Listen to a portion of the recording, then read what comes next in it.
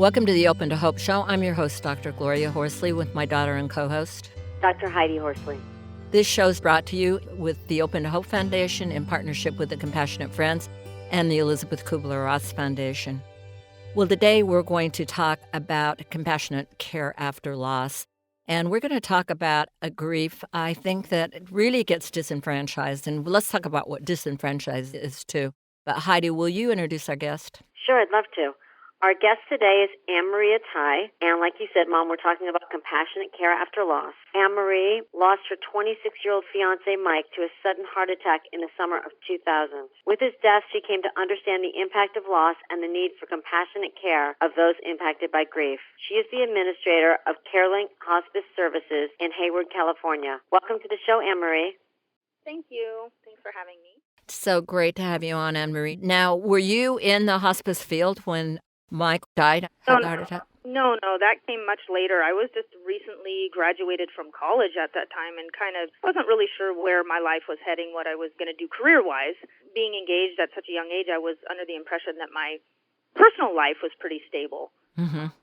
So that's part and parcel of the reason it was such a shock, is I really didn't have much of a career to kind of fall back on at that time, so it was doubly difficult, I think, because of that. And he had a sudden heart attack. Where was he? Working out at Oh, my goodness. that he owned.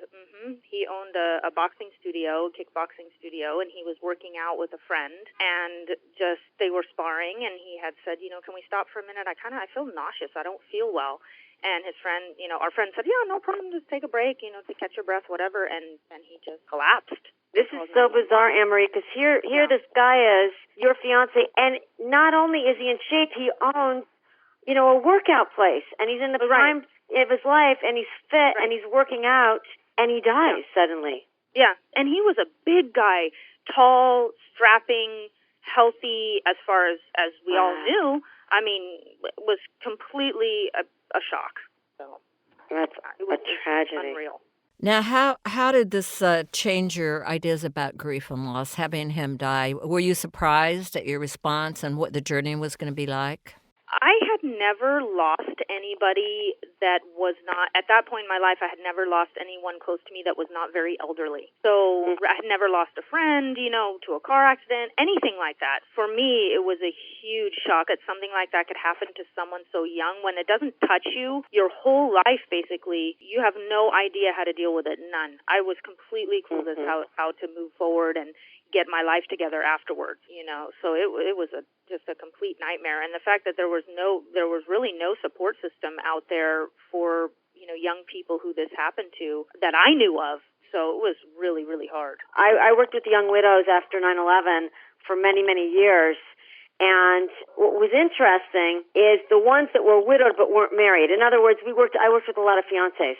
They felt so disenfranchised because they felt like since they weren't married, people minimized the loss and that they didn't get the support that the married women got. And did you find that, Anne-Marie, for yourself? Yes, I found that a lot. I found that there were two things that really, I think, contributed to that. One, that I was very young, and two, that we were not married. And we're not, we quote unquote didn't make a life together. People just assumed that, it's like having a boyfriend.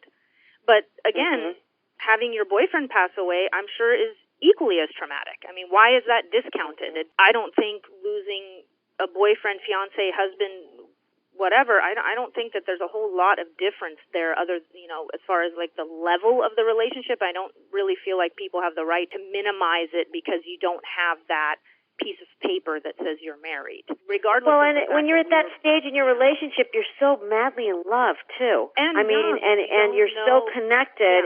Yeah. And you're grieving not only the relationship, but you're grieving the entire future that you'll never have with Mike. I was grieving the plans that we had made. I don't know, honestly. I was very young. I don't know how it would have turned out. I don't know where my career path was going to go, but we did have plans. And when you're in the moment, you can't stop and say to yourself, you know what, I don't know if this would have worked out. I mean, I can say that now that I'm so much older and I'm happily married, my husband's wonderful, but you don't know at that time that that's going to happen. And I think even family members kind of minimized it and still do today, that it was not that big of a deal. And in the same exact situation happened to my oldest brother and was also minimized because they were not married. And was this before you lost Mike or after? It was before. It was 1995 that he lost his fiancée. Did he give you any support? Was he able to come forward, or? He was a huge support. After my fiancé's passing, I went through a very difficult time as far as being in and out of jobs, in and out of horrible relationships, which I had never done these types of things before. I had a very difficult time in my life.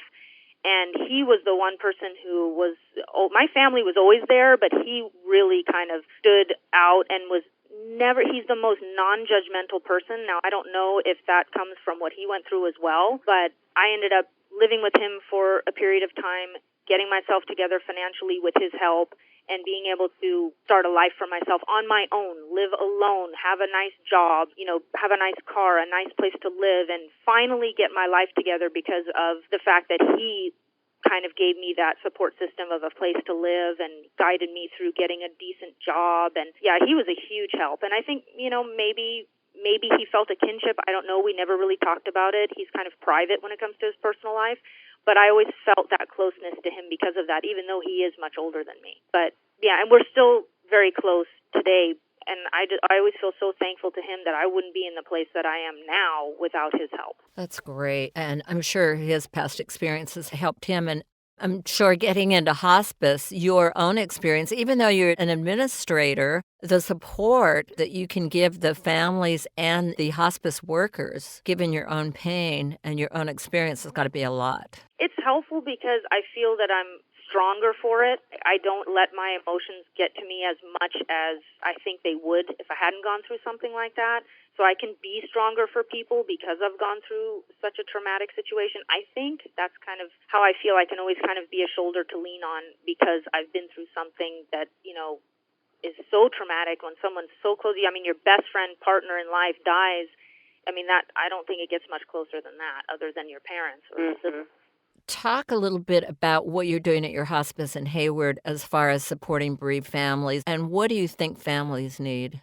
I think one of the biggest parts of hospice is the psychosocial aspect of it. I don't think many people realize that there is such a huge psychosocial support system related to hospice. I think a lot of people assume that it's just, nurses and other clinicians coming into the home to help take care of the kind of the clinical and the disease aspect of things. But there's a whole nother aspect to hospice being, social worker, bereavement coordinator. We have great chaplains. I mean, we have so much. That's such a huge support network, and we really work hard to expand that aspect of our team because it is so helpful. So helpful. I mean, the families really depend on our chaplains and our social workers, and I think people don't really realize that they are such an integral and huge part of hospice.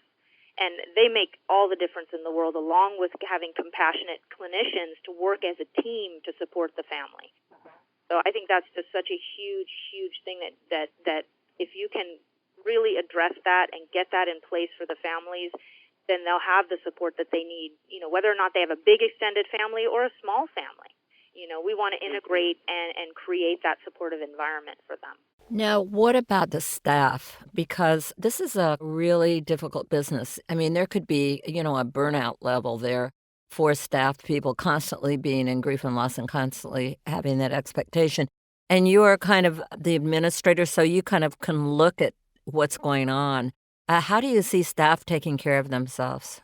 We have weekly IDT meetings every week where we go over half the census, half of the patients 1 week, half of their care plans and things, and then the following week we touch on the other half and go over the other half.